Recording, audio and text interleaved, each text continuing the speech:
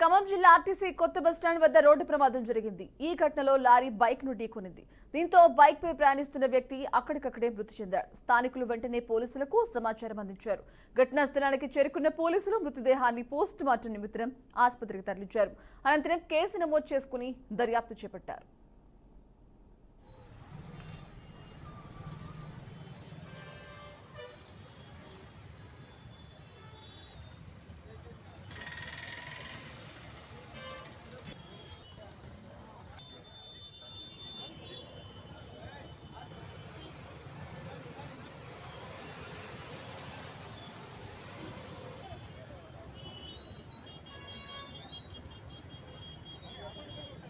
Address తెలుస్తుంది కదా.